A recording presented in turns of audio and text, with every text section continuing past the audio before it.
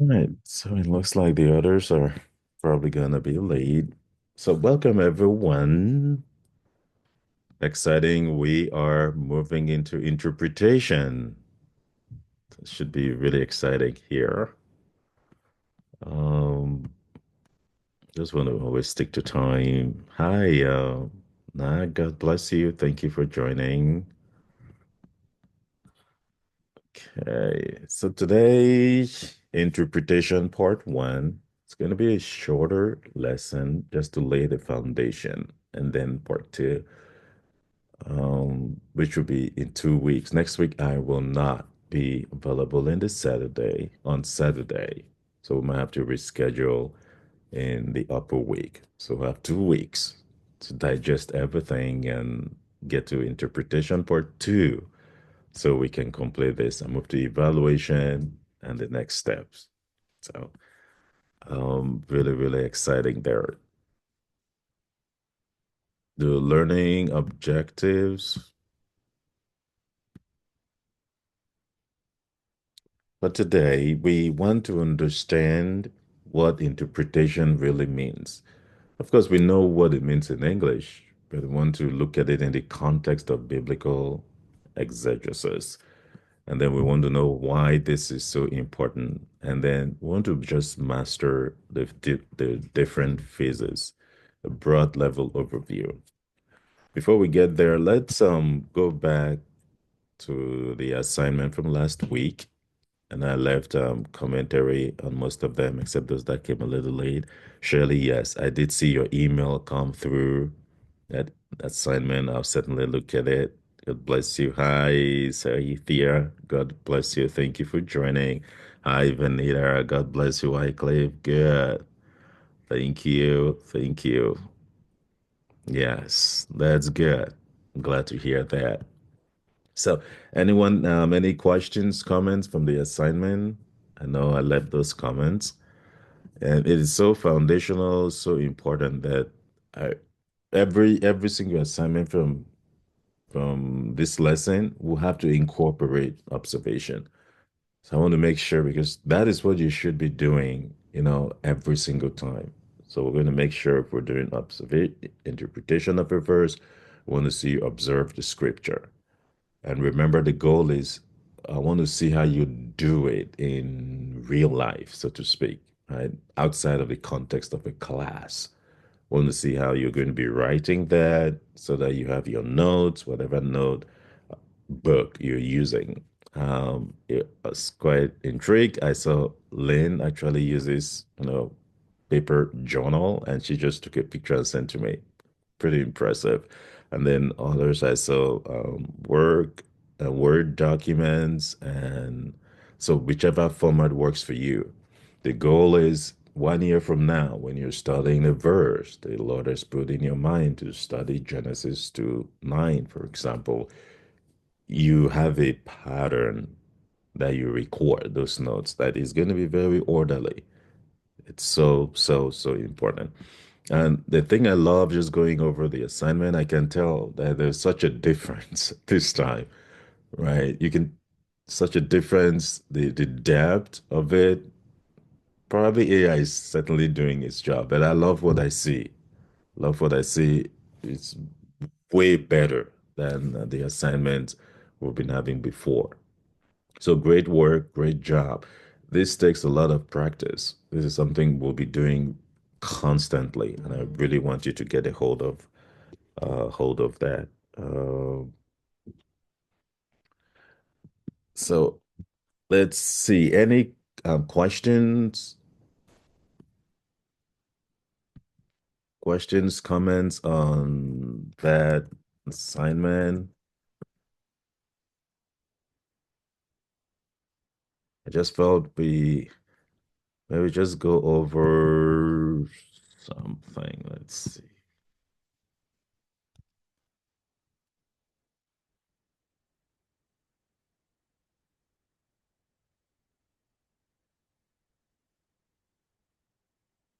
Let me use one of the Bible verses. So that's First Peter chapter 5, verse 7. Then think to check out probably you. This was the verse. To just to demonstrate observation again very quickly. There are when we do observation, there are two things we're really looking at terms and we're looking at structure. And this is from the theoretical perspective. Those are the two things we have. Now, from the practical perspective, you're going to figure out what really works for you, how you're going to be documenting it, right? An easier way I found is that stepwise approach. So that is very systematic. You can understand at every step what you're doing. And the stepwise approach means we're going to assess from sentence, go down to clauses, and go down to phrases, and then terms. So what that means is at each of these levels, we know that a sentence is a collection of words. And whenever you see words grouped together, the thing that should go through your mind is that is structure. There is a relationship. So those are those relationships we want to be aware of. Remember that observation is being aware of the facts of the text you're studying. So you if a couple of terms have been grouped to form a phrase, you should be aware of that. If they have been grouped to form a clause, there is a reason why they are together. So all that relationship and interrelationship, you want to make sure you are aware of all of them. That's why really looking at it from this is really, really helpful. To check out, well, the reason I chose this is to illustrate one important concept that verses in the scripture are not always complete sentences. And this was a classic example. I remember very well here. So you can read this, casting all your care upon him, for he careth for you. That doesn't really mean this might be a complete verse, but that doesn't really mean this is a complete sentence. That's why you have to get back into the text, the context, and just read. So let me go back there and copy the context, the entire thing. So if I paste it there, it says, humble yourselves, therefore, under the mighty hand of God, that he may exalt you in due time, casting all your care upon him, for he careth for you. So this is the entire sentence. This verse is not a complete sentence. So if you're analyzing this verse, this is something that we're going to be aware of. That, oh, this is part of a sentence, meaning that this is just probably one clause in that entire sentence. So this immediately should put you in the perspective of saying, if you interpret just this part, you certainly will not get the entire picture. You see how this is how powerful structure is. It makes you see relationship, and therefore this passage, verse 7, must be interpreted in the context of verse 6 to verse 7. So even if you're not going to interpret it fully, you should be aware of the facts, meaning observation will be more helpful if you have to just make mention that this is a complete sentence and then explain to yourself how this fits into this entire sentence. In fact, we'll probably talk more about that. Context is king when it comes to interpretation. And that context, part of it is the context within the paragraph. You should never, ever, ever interpret a verse in isolation. In fact, during interpretation, we're going to make mention of that. That's why you look for parallel verses. You want to read the entire paragraph from which you have picked that verse from. And sometimes you might want to read the entire chapter from which you have taken that verse. That will give you a powerful perspective of what that verse really means when you look at the entire context. But this is just a narrow view of that concept. So let's see. So now we know that this is just one clause in the entire sentence. So we're going to read this, casting all your care upon him, for he careth for you.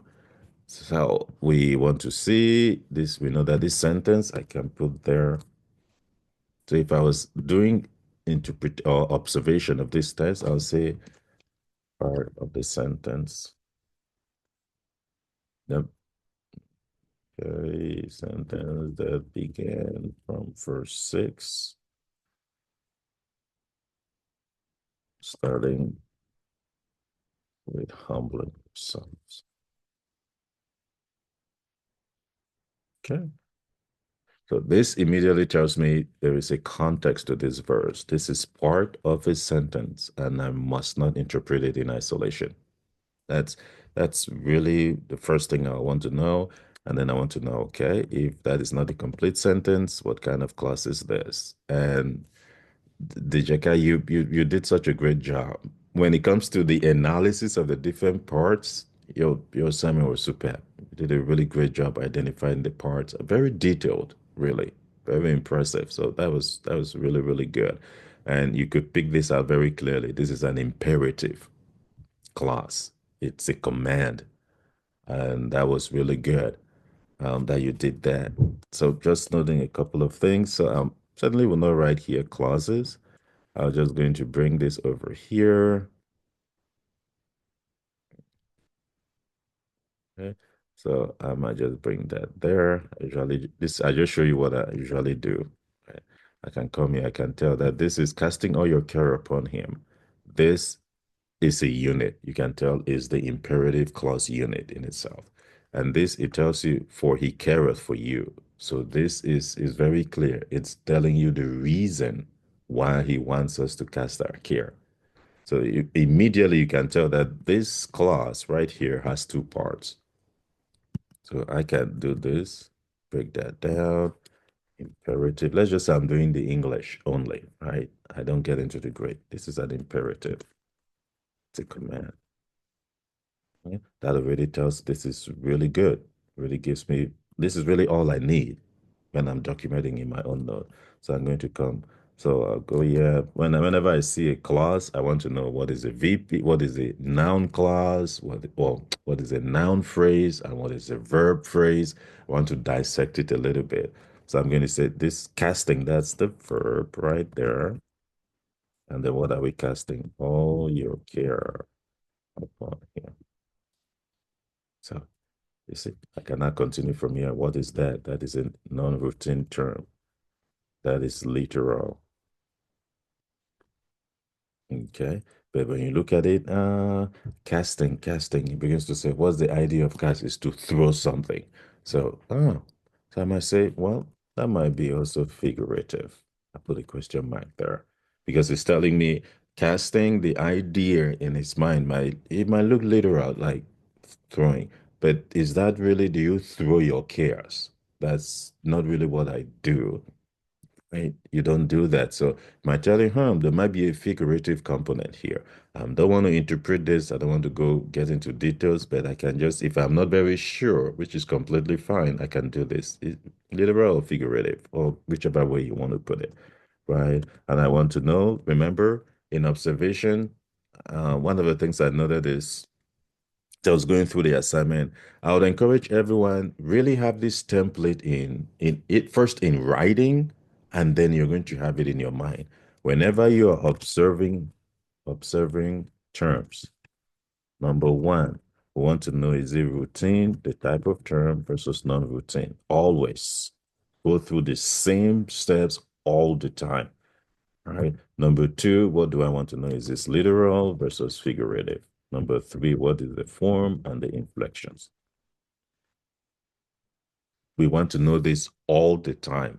You'll notice that I do this like repeatedly for every single term because I don't need to have a template because I just do this all the time. It stayed with me.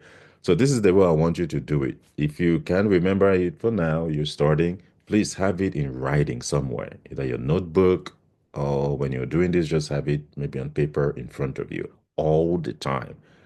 For example, casting, I'm just going to do this. Non-routine is it literal? Maybe figurative. I don't know. What is the form? That's a verb. And once I say verb, what is the tense? What is the mood? What? So questions start coming on. I want to know because that verb is the pinnacle of meaning of that clause right there. So you want to know, is it a present? Is it present? Is it continuous? Well, because it's in Greek, but in English, you want to know what kind of tense was used there. Let's say I'm not very sure. This is where ChatGPT can help. I can now go over to ChatGPT, go to the Inductive Bible Study AI, and then look at that term, ask it to do it. Or I can go to Logos. So, because I know this is non-routine, this is literal, figurative, this is a verb. I want to know details about that verb. Let's say I'm not very sure. So I'll go over to Logos right there. Oh, okay, let me see.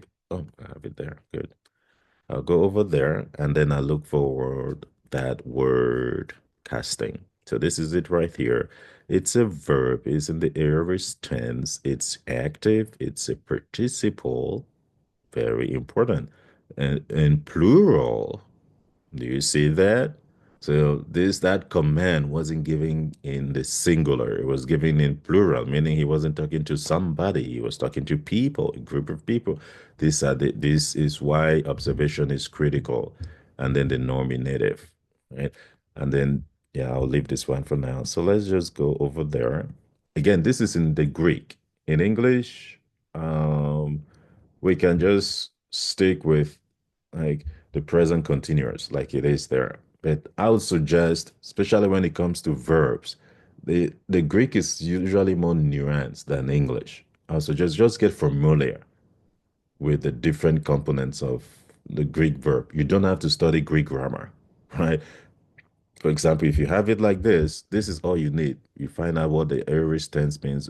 What is an active, like active mood? Active mood is when somebody is doing something. Remember, we said the verb, a sentence always has a subject doing something or a clause. Now, when that subject is actually the one doing the stuff, that's active mood. It's as simple as that.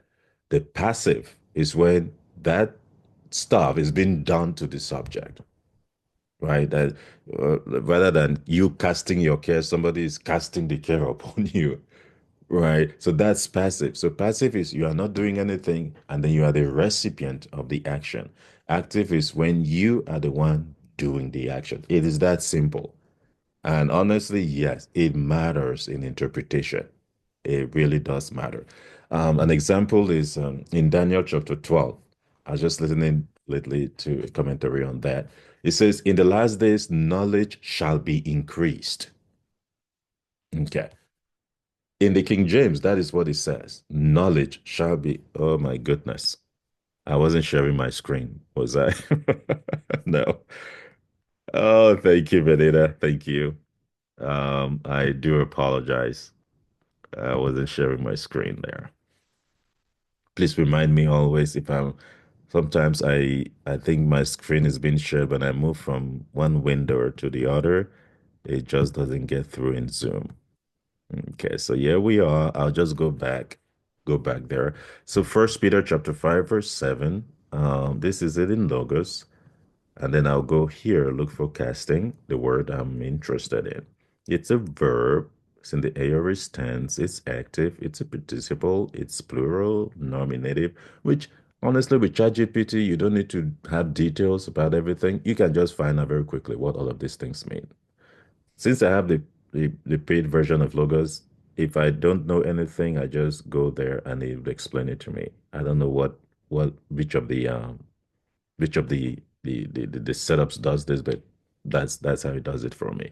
So for verbs, what I was saying is the Greek language, I think the Lord doesn't do anything by chance. Hebrew is excellent. It's a wonderful language. There's a reason why the Spirit of the Lord chose Greek to give us the revelations of the New Testament. It is not by chance. Somebody say, "Oh no, it's Hebrew is trying to compare Hebrew and Greek," and I don't think that is necessary. It's not relevant. The New Testament was written in Greek, period. And that choice, it is not accidental. Don't say, "Oh no, it's because Alexander the Great had conquered, that area. It was just an accident." Oh, it is not an accident. It is intentional. The Lord used the Greek language to give us the revelations about the Son of God. And the reason is Greek, like you would see, has nuances that you can't find them in the English language. You don't have to study Greek. I've studied basic Greek, biblical Greek. Yeah, does it help? Yes, a little bit. And I'll tell you, with AI and everything we have here, you don't have to go study Greek first. But if you can, right? If you can, I would encourage you to do it. But you don't really have to, especially for the course we have here, right? So especially for verbs, verbs are the pinnacle of meaning in clauses. So I would recommend you pay a little bit more attention to the verbs. And you can get a little bit into the Greek, right? Logos tells you right there. Patrick, Yeah, sorry, your screen is dag. I think they've sent so many messages where you can see because you're talking. So the screen is dag. Nobody can see anything. there you go. Perfect. All right. Yeah, technical problems. Let's see. Sorry about that. I apologize. Let me just make sure.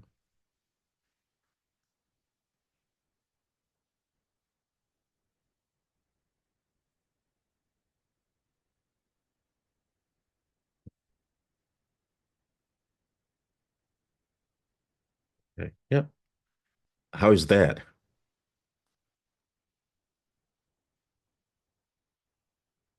Can everyone, can we see my screen? Let's see. Good. That's So, good. Yeah, thank you. All right, thank you. Yep. All right, thank you for that.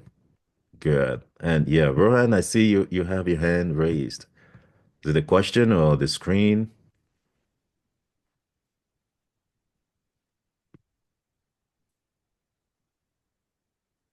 Okay, that's good. Yes, please do. That will certainly help me.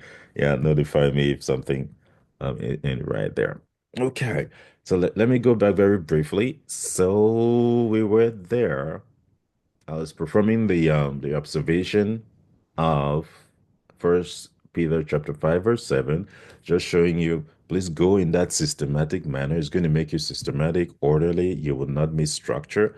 And when it comes to the terms, you have to go through that same pattern, the template, routine versus non-routine always. After that, you want to figure out, okay, is it figurative or non-figurative or literal? Or the next step is the form and the literary inflections. That. And now we are using the example of casting. So we've come to the term casting. And we said this is certainly not a routine term. This is like you have to understand that term very deeply. Is this literal casting? But it brings up the idea of you throwing something on somebody, giving something to somebody. So there might be some figurative language hidden in there. I'm not so sure. So I put a question mark, which is completely fine during observation. And then the next step is this is a verb. And once I say verb, I want to know the inflections and which has been said here. So in Logos, you're going to find this, gives you all of these terms here is the aorist tense, which you can learn what it means just clicking on that, or if you don't, just go to ChatGPT. Absolutely. Which we'll not use for time's sake, but now you can go there and find any information. Right? It's in the active mood, and I explained the difference between active and passive. It's a participle, it's plural, and I just said, this is why you do really observation. Just this plural right there will tell you that casting your cares upon him. It tells you when you get to interpretation, that is plural. So the interpretation must align with the plural interpretation, meaning that this is not a single person being addressed. This is a group of Christians.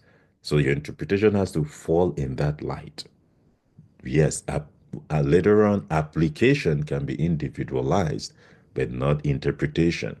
Right now, you begin to know the different steps. So yeah, we go through the parsing, we find the inflections, and then we're done. And once we're done with the terms, the next thing we want to look at is structure, which we had. So I'm back in Notion, looking at this. So if for some reason you don't see it, please I'll be waiting. Just read the comments and hands raised. Yes. So once I'm done with this, I want to know the structure, and which we said for structure, the structure we are most concerned about for this level, which is not a limitation, but just for this course, is the grammatical structure. And for grammatical structure, the main two things we're looking for really are, the grammatical function of that term in that clause, in that phrase, in that sentence, and then modifiers. So I want us to just have that structure of observation in our minds. Okay, let's see. Okay,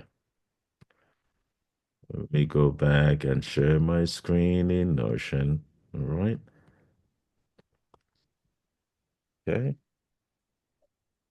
All right, that's good. That's it. So for structure, I want to know the grammatical function, which are the basic things we've known. We've already talked about when we talked about English syntax. It's important to know, is it a subject? Is it a direct object, indirect object? Because that is so critical for meaning. Remember when we were talking about this, we said there is no revelation that should contradict these things. I know it's really hard for us to say that, but that is really, really, really important. Okay. All right, Rohan, that's fine. Should be fine. So there is no revelation, special revelation that should contradict the grammar like you're seeing here. For example, when I'm in interpretation, then I'm interpreting this verse as saying Peter was speaking to a sister or a brother in a congregation, right? That is completely wrong. Why? Because the term casting is in the plural. The grammar is telling you Peter wasn't addressing somebody, he was addressing a group. This is a basic example, but it tells you no revelation should contradict the literature. It should never. I can come to application, right? I can teach on this verse and say, yeah, Peter was addressing a group of people, but it certainly, there's no reason why that doesn't apply to an individual. That is application, which is valid, but not interpretation. So what this is what hermeneutics will do for you, right? If there is a problem, you can pinpoint where the problem is and you fix it. All right. So when we'll be doing our assignments for interpretation, these are some of the things, if you see me commenting, those are some of the things I'll be looking for. Interpretation has to be accurate, correct, in line with the facts. Don't bring any external scripture. For example, one of the errors I see is I've just told you that context is critical. And then somebody's going to see a scripture like this and then takes another scripture because context is important and try to force the meaning of that scripture on this one. Uh-uh. Even that itself is completely unacceptable. Every scripture stands by itself. You can apply it in different ways, but meaning has to tie with the grammar. So structure, grammatical function, and then the modifiers, which I'll tell you again that the modifiers this time, the assignments, I'm telling you so much better, right? So much better. So we're making progress here. All right. So I'll stop there. I just thought this is very, very important. I'll be going over this again and again and again.